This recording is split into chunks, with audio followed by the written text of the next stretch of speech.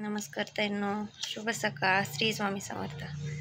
सारंगसाठी फ्लिपकार्टवरून watch मागवलेले, पाहू आपण कसं आहे. म्हणजे मी खोलले अगोदर. अशा पॅकिंगमध्ये येतं मॅक्सिमम.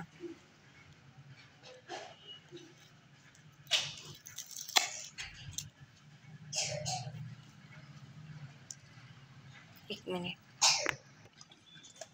खोललंय. थांब पिल्लू, थांब.